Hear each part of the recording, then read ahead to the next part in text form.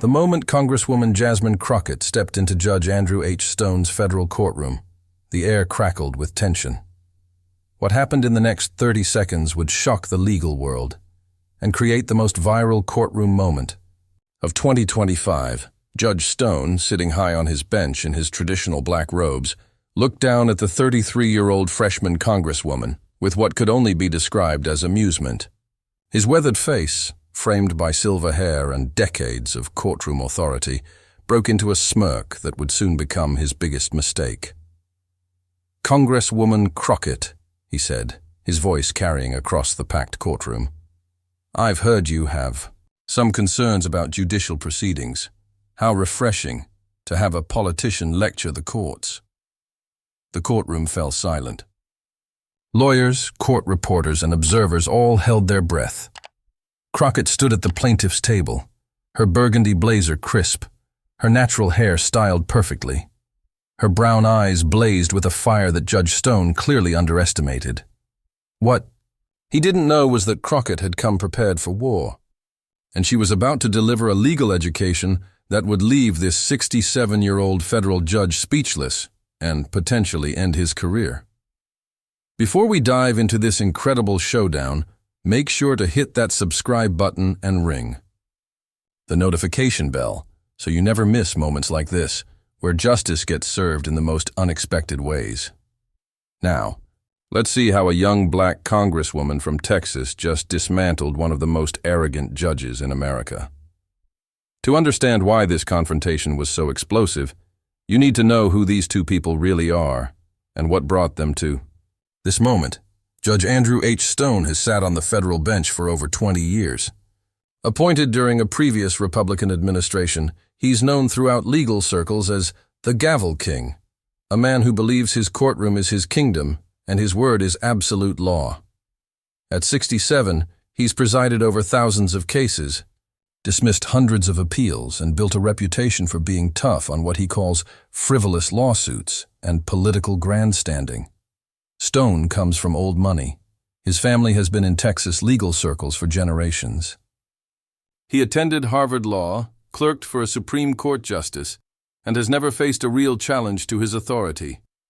His courtroom is decorated with portraits of legal legends, all white, all male, all from a different era. To Stone, the law is tradition, and tradition doesn't change for anyone. But Jasmine Crockett represents everything that makes Stone uncomfortable about modern America. At just 33, Crockett is a civil rights attorney turned congresswoman who grew up in the working-class neighborhoods of St. Louis before making her mark in Dallas. She put herself through law school, built a practice defending people who couldn't afford justice, and won her congressional seat by taking on the establishment and winning. Crockett isn't just any politician. She's a former public defender who spent years in courtrooms exactly like this one, fighting for clients that judges like Stone routinely dismissed. She knows the law better than most sitting judges, and she's never been afraid to call out injustice, even when it wears a black robe. The case that brought them together was supposed to be routine, a civil rights lawsuit alleging voter suppression in Texas. The kind of case that usually gets quietly settled or dismissed. But this case was different because it involved documented evidence of systematic disenfranchisement, evidence that Crockett had personally helped gather during her time as a civil rights attorney. The stakes couldn't be higher. This wasn't just about one lawsuit. This was about whether the federal courts would continue to protect voting rights or whether judges like Stone could simply laugh off civil rights concerns. For Crockett, this represented everything she'd fought for her entire career. For Stone, it was just another Tuesday. What neither the judge nor anyone else in that courtroom expected was that Crockett had spent months preparing for this exact moment. She knew Stone's history, his patterns, his weaknesses, and she was about to use all of it against him.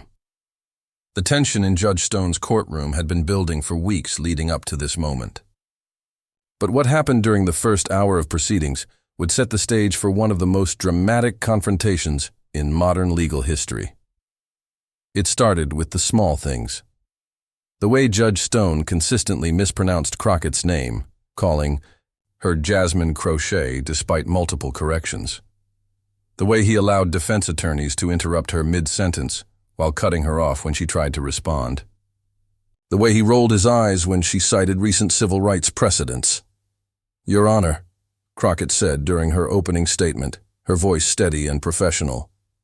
"The evidence will show a pattern of systematic voter suppression that violated the constitutional rights of over 50,000 Texas residents."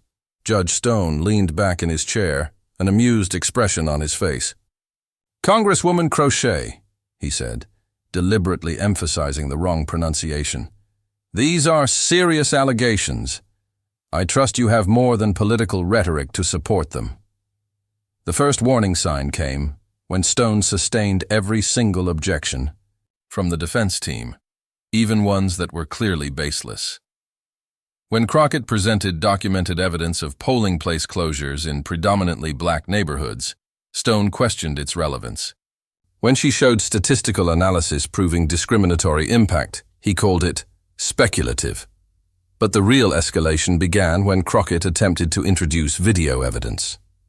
"Your Honor, we have security footage from 3 different polling locations showing poll workers turning away eligible voters," Crockett announced, holding up a tablet. "Objection," shouted the defense attorney.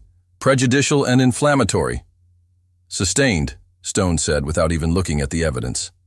"Move on, Congresswoman." Crockett's jaw tightened. "Your Honor, this is direct evidence of—" "I said move on," Stone interrupted, his voice carrying an edge of authority that had silenced thousands of attorneys over his career. "Unless you have something more substantial than amateur videos." The courtroom stirred.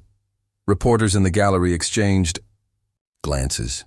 Even the defense attorneys looked surprised at how dismissive Stone was being. But Crockett wasn't backing down. "Your Honor, with respect, this evidence is central to our case. These amateur videos show constitutional violations in real time." That's when Judge Stone made his first major mistake. He laughed. It wasn't a small chuckle or a polite court laugh.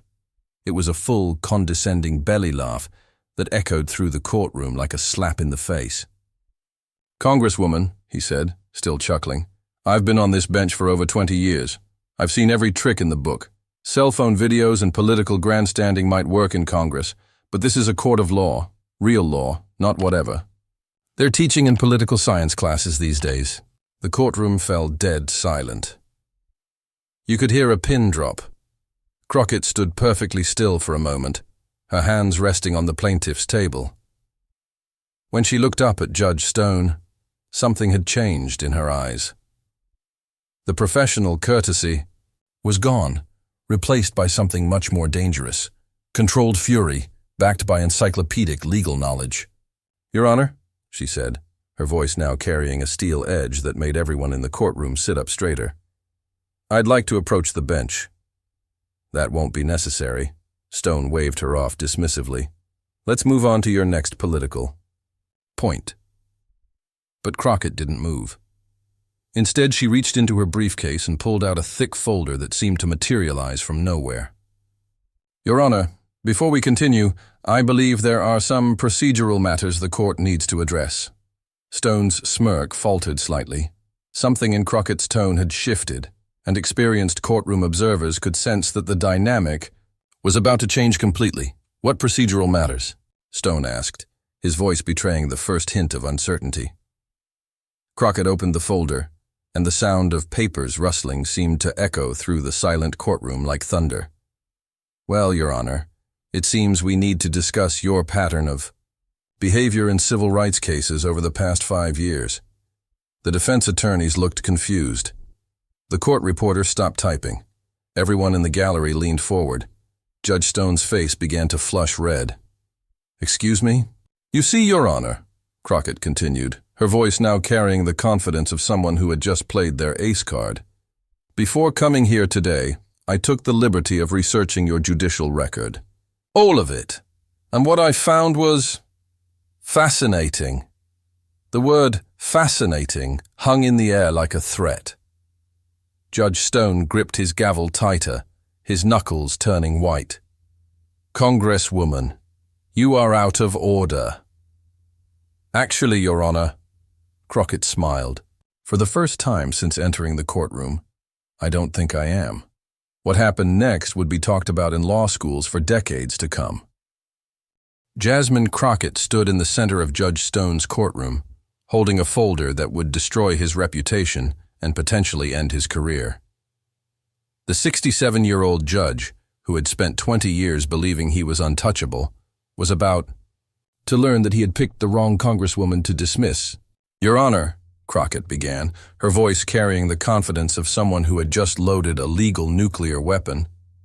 Since you mentioned your 20 years of experience, I thought it might be helpful to review some of that experience with the court. Judge Stone's face had gone from amused to concerned to something approaching panic. Congresswoman, this is highly irregular.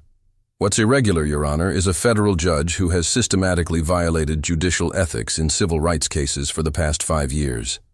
Crockett's voice cut through his interruption like a knife.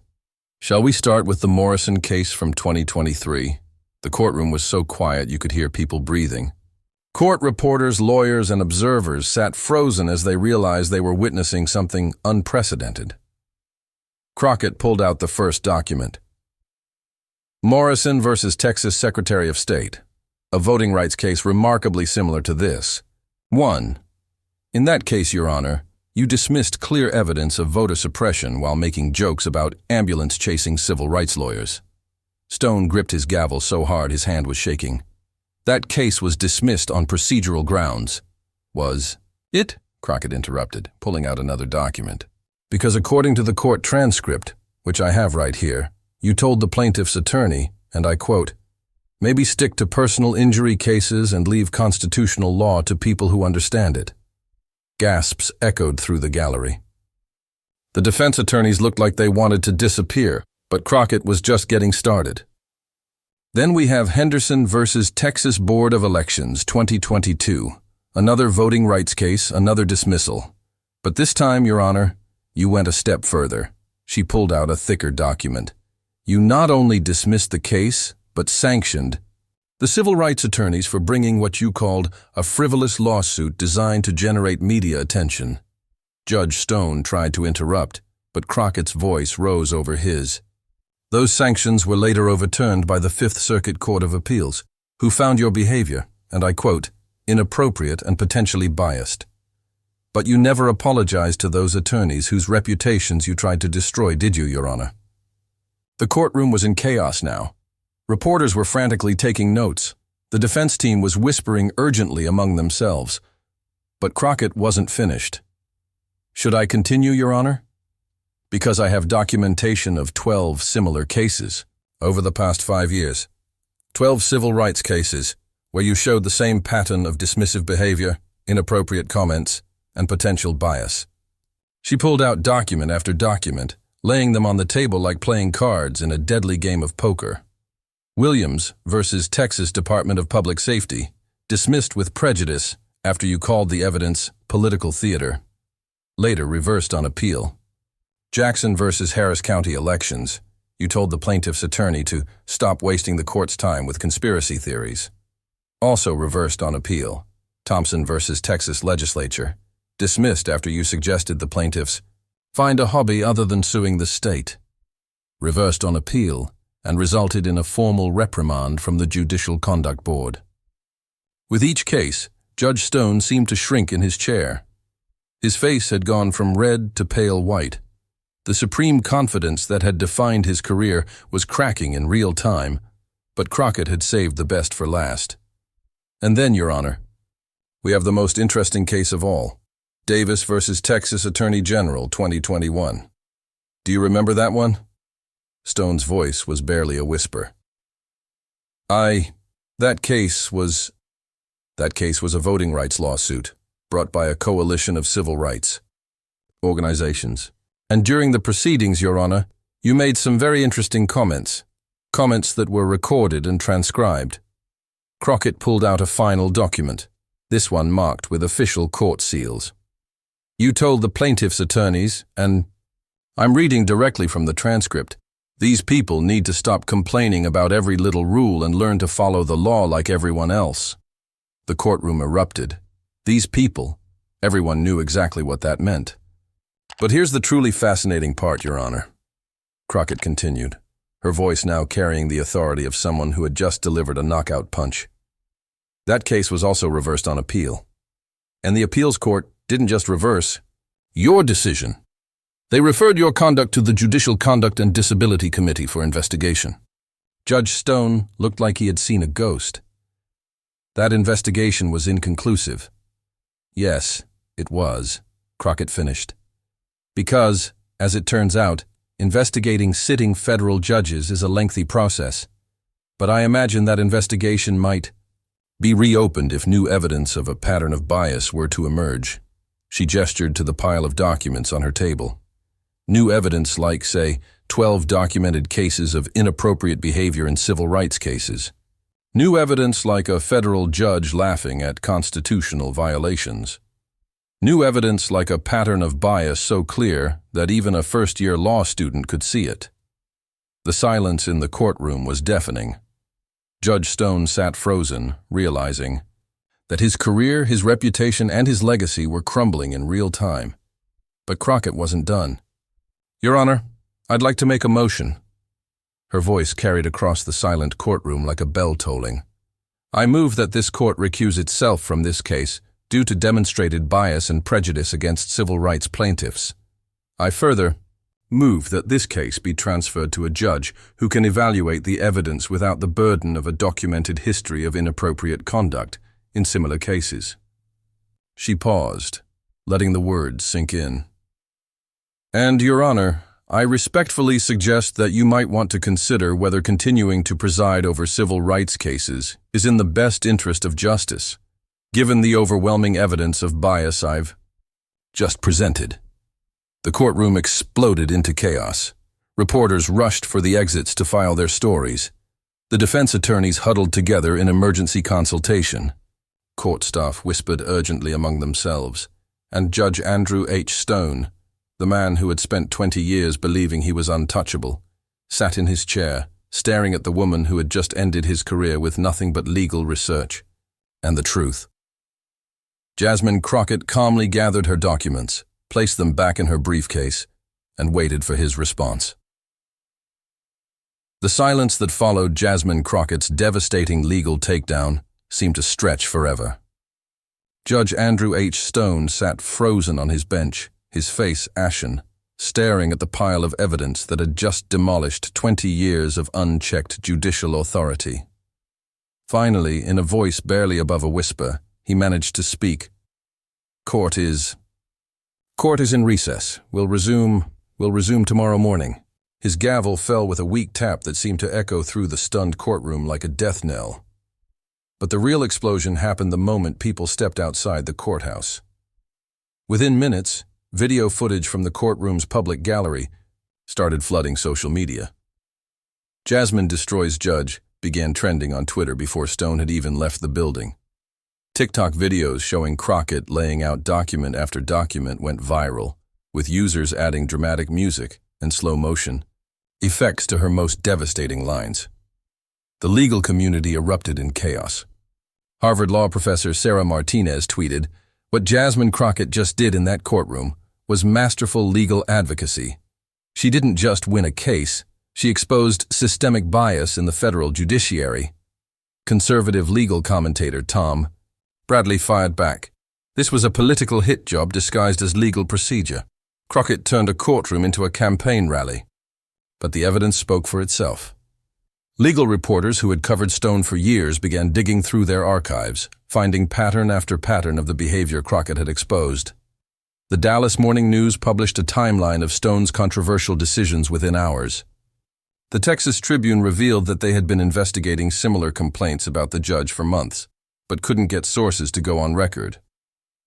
By evening, 3 major legal organizations had called for an investigation into Stone's conduct.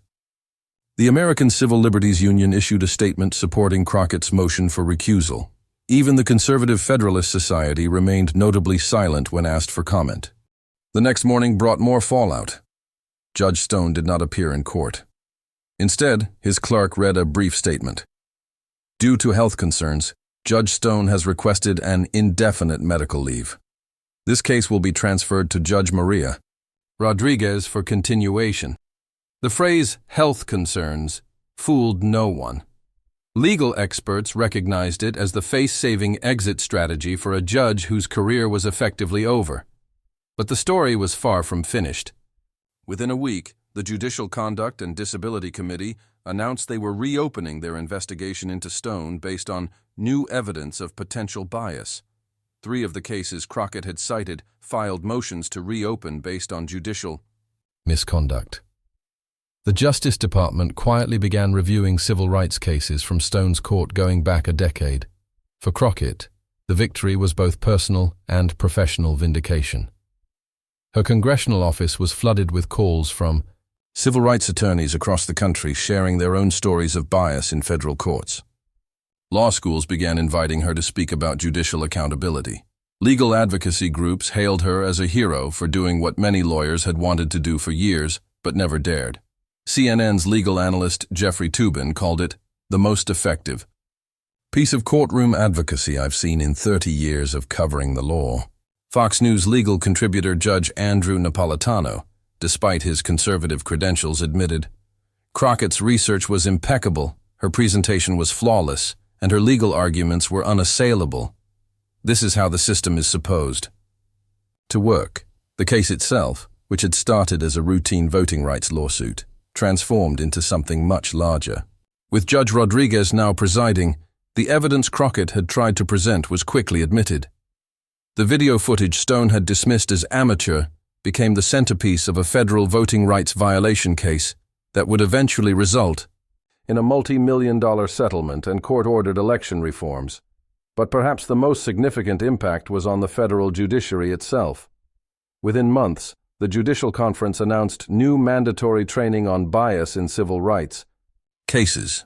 The American Bar Association updated its guidelines for reporting judicial misconduct. Law schools began teaching Crockett's courtroom strategy as an example of effective judicial accountability advocacy. Judge Stone quietly announced his retirement 6 months later, citing a desire to spend time with family. No one was surprised.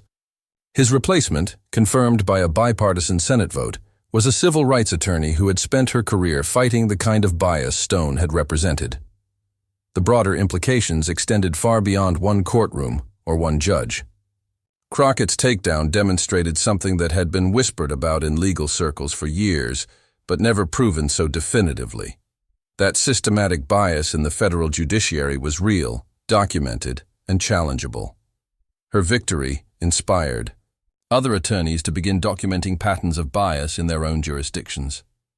Within a year, similar challenges were filed in courts across the country. The Crockett Protocol, as legal scholars began calling her research methodology, became a template for holding biased judges accountable. The political implications were equally significant. Crockett's stock rose dramatically within the Democratic Party. Her masterful use of legal expertise to expose systemic bias made her a sought-after voice on judicial reform. Republican attacks on her became notably muted after legal experts from across the political spectrum praised her courtroom performance. More importantly, her victory demonstrated that the traditional power structures that had protected biased judges for decades could be challenged successfully. It showed that thorough research, legal expertise, and moral courage could overcome institutional inertia.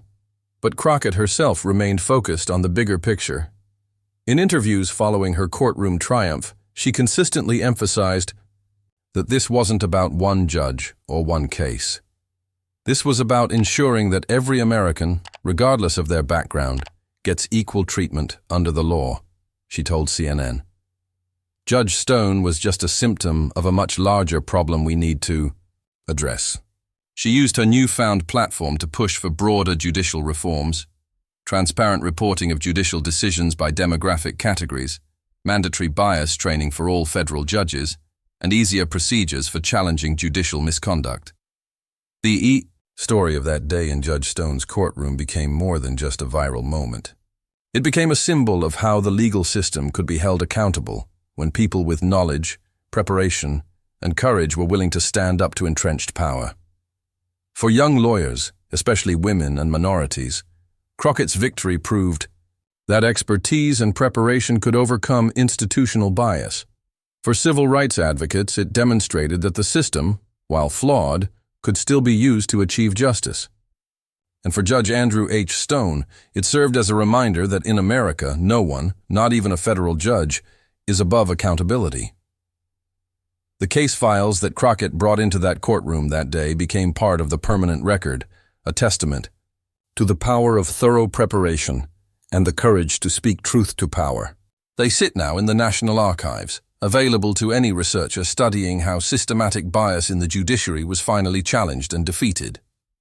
But perhaps the most lasting impact was the message it sent to every biased judge, every discriminatory official, and every person who believed their position made them untouchable. Someone is always watching. Someone is always documenting. And someone like Jasmine Crockett might just be preparing to hold you accountable. The day a 33-year-old congresswoman walked into a federal courtroom and dismantled a federal judge's career with nothing. But legal research and moral courage became a landmark moment in American legal history. It proved that justice, while sometimes delayed, is never truly denied, as long as people are willing to fight for it. What do you think about Jasmine Crockett's incredible courtroom performance? Have you ever seen systematic bias challenged so effectively? Drop your thoughts in the comments below, and don't forget to subscribe and hit that notification bell so you never miss moments when justice gets served and truth wins out over institutional power. The next time someone tells you that one person can't make a difference in the system, remember the day Jasmine Crockett walked into Judge Stone's courtroom and changed American jurisprudence forever.